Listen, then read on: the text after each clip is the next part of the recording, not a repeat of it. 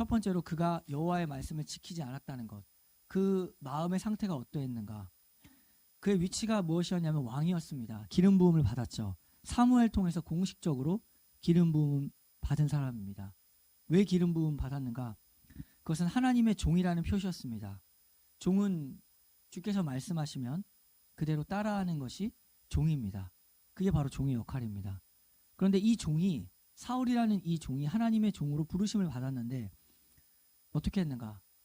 말해도, 주인이 말해도 듣지를 않는 겁니다. 제사는 제사장이 드려야 한다고 하나님께서 말씀하셨는데 자기가 제사를 드려버리고 사무엘 안 기다리고 자기가 해버립니다. 그거는 사울에게 속한 것이 아니었습니다.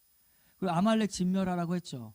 다 진멸하라고 했는데 자기에게 보기에 좋은 건 남기고 하찮은 것만 골라서 진멸했습니다. 주인의 명령을 그대로 수행하지 않고 자기 스스로 판단으로 명령을 수정해버렸죠. 하나님의 말씀을 더하기도 하고 감하기도 하는 것, 이러한 것들입니다. 왜 그랬냐면 결국 전쟁을 통한 이익, 그러니까 전쟁의 전리품이 있는데 그것이 다 나라의 재산이 됩니다. 딱 보니까 그냥 없애버린 것은 낭비다. 하나님 명령 따라 이 전쟁을 시작했으니까 남은 재산을 우리가 갖는 것이 세상의 이치로도 현명한 일이다.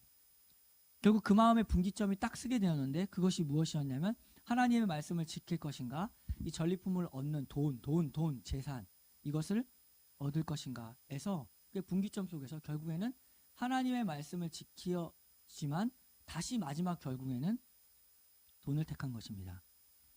그때 사무엘을 통해서 사울에게 들린 하나님의 말씀 무엇이었냐면 사무엘이 이르되 여호와께서 번제와 다른 제사를 그의 목소리를 청종하는 것을 좋아하심 같이 좋아하시겠느냐. 순종이 제사보다 낫고 듣는 것이 순양의 기름보다 낫다. 순종이 제사보다 낫다라는 겁니다.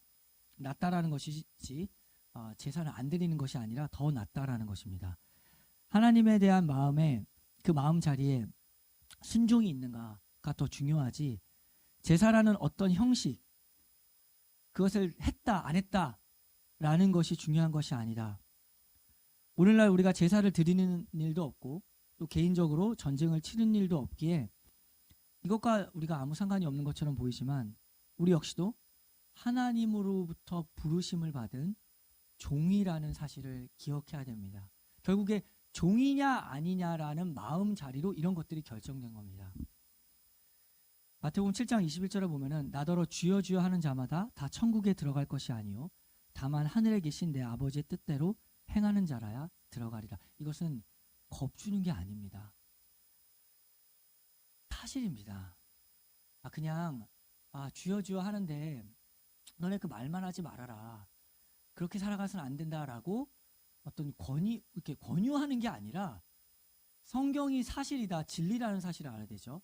이게 사실입니다. 이 사람들 어떤 사람이었냐면 주여 주여라는 말의 뜻이 뭐죠? 주인님, 주인님. 그런데 종이 아닙니다. 종은 하나님 말씀 듣고 순종해야 하는데 뭐라고 하죠? 하늘에 계신 내 아버지의 뜻대로 행하는 자가 들어간다, 천국에. 종이라고 자기들은 말하지만 주인이라고 부르지만 실제로 종이 아닌 사람은 천국에 들어갈 수 없어 라고 권유하는 게 아니라 사실을 이야기합니다. 실제로 못 들어갑니다. 종이 들어갑니다. 왜요? 종이 주인집에 들어가는 겁니다. 아주 간단하고 실제를 얘기하는 겁니다. 예배당 다니고 교회 생활하고 봉사 경험이 있으니까 주여란 말 한 겁니다. 아무것도 없는 불신자가 하는 얘기가 아니라 경험 있고 어느 정도 그 말의 일부를 순종한 사람들이고 자기 과거 전적도 있습니다. 그러나 천국에 못 들어갑니다. 종이 아닙니다. 종이 들어가는 겁니다. 왜 들어갑니까? 종이니까. 주인집에 들어갑니다. 내가 가진 것, 모든 것이 실제로 다 주님의 것입니다. 이것이 종입니다. 이걸 빨리 깨달아야 되는데 자기가 인정을 하든 안 하든 내가 가진 것은 주님의 것입니다. 인정하면 그 인정하는 시간만큼 감사하고 어차피 인정 안 해도 자기 것 아닙니다. 인정을 하든 인정하지 않든 주님의 것입니다. 주인의 것입니다. 인정을 안 하면 그 인생살이 동안에 계속 불평만 쏟아져 나옵니다. 사실 감사가 사라진 신앙생활, 그것의 그 출발점이 어딨냐면 자기가 종이라는 사실을 망각한 겁니다. 자기가 종이라는 사실을 망각하면 바로 그 입에서 불평이 쏟아져 나옵니다. 자기가 종이라는 사실을 인정하면 그 입에서 감사가 쏟아져 나오는 것이죠. 우리의 삶에서 감사가 사라지는 순간을 잘 생각해 보십시오. 거기에 내 삶에 하나님이 주인이라는 사실이 빠져 있습니다. 감사가 사라지는 순간에는 늘 망각되는 현실은 무엇이냐면 주여 주여 라는 이 진실한 고백이 사라지게 되는 것이죠. 그러면 주여 주여라고 말했지만 천국에 못 들어갑니다.